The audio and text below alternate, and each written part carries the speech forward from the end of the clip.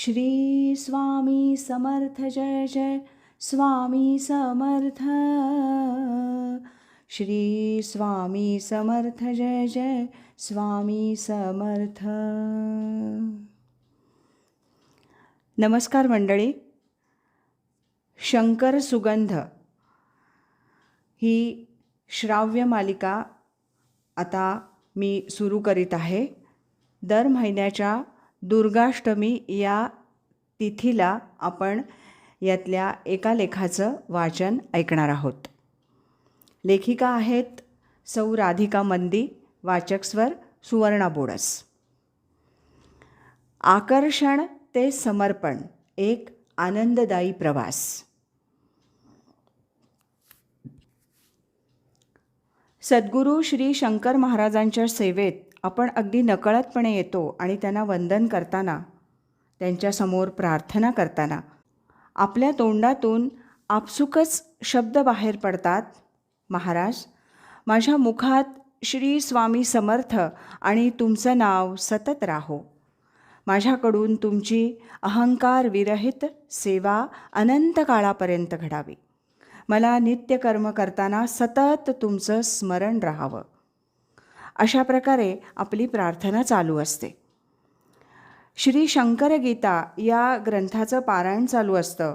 नामस्मरण, अन्नदान अशा विविध सेवा चालू असतात. आपले सद्गुरू हळूहळू आपल्याला घडवत असतात. बरेच अनुभव देऊन आणि विविध वृत्तींच्या लोकांना भेटवून आयुष्यातील प्रत्येक परिस्थितीकडे आपल्याला डोळसपणे पाहायला शिकवतात. सद्गुरू श्री शंकर महाराजांच्या मठात आपण दर्शनाला जातो आणि दर्शन घेऊन सभामंडपात शांतपणे बसून आपण चहूबाजूला पाहत असतो. तेव्हा आपल्याला त्या ठिकाणी महाराजांचा सेवेकरी वर्ग भेटतो. मुखानं जय शंकर असा जयघोष करत त्यांची कामाची लगबग सुरू असते. आपल्या प्रत्येक कृतीमधून हे सर्व सेवेकरी आपल्याला खूप काही शिकवून जातात आणि नकळतपणे आपल्या सद्गुरूंच्या अजून जवळ घेऊन जातात. मठातील फरशी झाडणं, पुसणं, आलेल्या भक्तांना प्रसाद वाटप करणं, प्रसाद वाटण्यासाठी प्लॅस्टिकच्या वाट्या काढून ठेवणं, आपण खाल्लेल्या प्रसादाच्या वाट्या स्वच्छ धुणं, चुकून जमिनीवर खिचडीची शीतं पडली असतील तर ती मनापासून उचलणं, मठातील स्वच्छतागृह कमालीची स्वच्छ ठेवणं, अशी अनेक कामं हे सेवेकरी हसत मुखानं करत असतात. मठात रांगोळी काढणं, प्रत्येक दुर्गाष्टमी दिवशी मठात पंक्ती वाढणं, तसेच प्रत्येक दुर्गाष्टमीला मठात जे रक्तदान चालू असतं त्याला मदत करणं, मठातील भक्तांची गर्दी आटोक्यात आणणं, खिचडीसाठी डाळ तांदूळ निवडणं, अशी असंख्य आणि अगणित कामं हे सेवेकरी लोक अथकपणे हसतमुखानं अहोरात्र करत असतात. मठात कितीतरी वृद्ध लोक दर्शनाला येतात. त्यांना दर्शनाच्या रांगेत जास्त वेळ उभं राहणं अशक्य असतं. त्यांच्याकरता मठात पास दिले जातात. उत्सवादिवशी या पास घेण्यासाठी पण भली मोठी रांग लागलेली असते. ही सेवा कितीही गर्दी असली तरी हसतमुखानं चालू राहते. महाराजांचे असे कित्येक भक्त आहेत की आपल्या ऑफिसमध्ये कामाच्या ठिकाणी जाण्यापूर्वी महाराजांच्या मठात येतात. जी मिळेल ती आणि नेमून दिलेली सेवा कोणतीही तक्रार न करता आनंदानं करतात आणि आपली सेवा पूर्ण झाली की आपापल्या कामाला निघून जातात.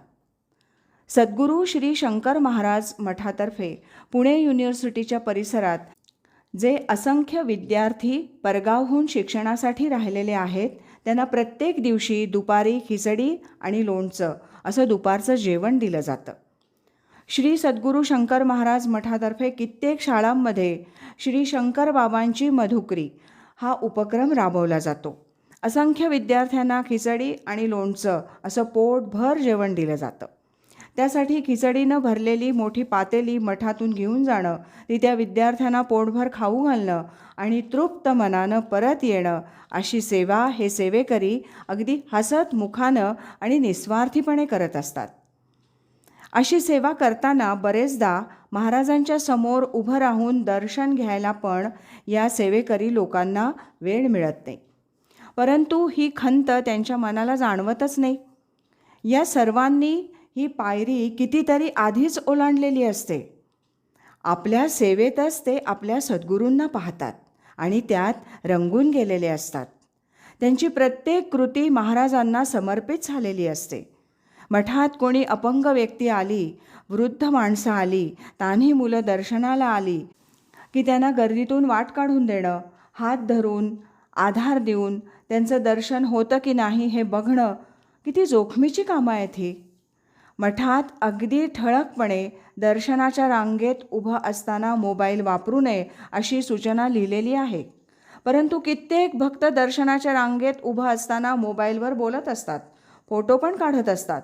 या सर्व भक्तांना सेवेकरी अतिशय नम्रपणे सांगतात, फोटो घेऊ नका दादा, फोनवर बोलू नका, मोबाईल बंद ठेवा. हे सांगताना त्यांच्या आवाजाची पट्टी कधीही चढलेली नसते. प्रत्येक काम माझ्या सद्गुरूंचंच आहे ही भावना कायम त्यांच्या मनात असते. मठात एका बाजूला भिंतीवर कितीतरी प्रथितयश डॉक्टरांची नावं आहेत. हे डॉक्टर पण दिवसातील काही तास आपली सेवा कोणताही मोबदला न घेता महाराजांच्या भक्तांना देत असतात. श्री शंकर गीतेत डॉक्टर भोई यांचा उल्लेख कितीतरी वेळेला आला आहे. मठात निरपेक्ष आणि निष्काम सेवा करणारे हे डॉक्टर, त्यांनी कधीच काही महाराजांना मागितलं नाही, परंतु महाराजांनी किती अवघड प्रसंगातून आणि मृत्यूच्या दारातून डॉक्टर भोईंना अगदी अलगदपणे वाचवले. आकर्षण आणि चमत्कारात अडकून न राहिलेला हा सेवेकरी वर्ग आपल्याला खूप काही शिकवून जातो. आकर्षण ते समर्पण हा खूप मोठा प्रवास त्यांनी खूप सहजपणे केलेला असतो.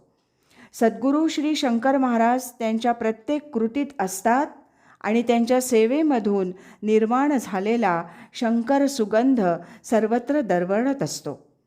दिवसभर खूप कष्ट करूनही हे सर्वच जण खूप आनंदी आणि टवटवीत असतात. श्री शंकर गीता त्यांनी वाचलेली असते की नाही ठाऊक नाही, परंतु श्री शंकर गीतेमधील 12वा अध्याय अगदी सहजपणे हे सेवेकरी लोक जगत असतात. कोणतीही प्रसिद्धी नाही, फोटो नाही, व्हिडिओ नाहीत आणि कोणतंही मागणं नाही आणि मुख्य म्हणजे कोणतीही चिकित्सा नाही. प्रत्येक काम हे माझ्या सद्गुरूंचंच आहे. सर्व करता करविता फक्त हे सद्गुरू आहेत अशी दृढ भावना त्यांच्या मनात रुजलेली असते. बघता बघता काळ झपाट्यानं निघून जातो. वर्ष येतात आणि पटापट सरतात सुद्धा. सद्गुरू शंकर महाराजांच्या चरणी एकच मनापासून प्रार्थना आहे, अशीच उत्तम सेवा आम्हा सर्वांच्याकडून करून घ्या. आमचं घरचं काम असो किंवा आमची नोकरी असो किंवा कोणताही व्यवसाय असो, प्रत्येक कर्म तुम्हाला समर्पित असू दे. आमची काया, वाचा आणि मन ह्यावर सदैव आमचं नियंत्रण असू दे. आमच्या मनातील विचार, आमचं वागणं, बोलणं आणि लिहिणं यातून तुमच्या स्पर्शातून निर्माण झालेला शंकर सुगंध सर्वत्र पसरू दे. शंकर सुगंध या श्राव्य मालिकेचा हा होता भाग पहिला. लेखिका सौ राधिका मंदी आणि वाचक स्वर सुवर्णा बोडस.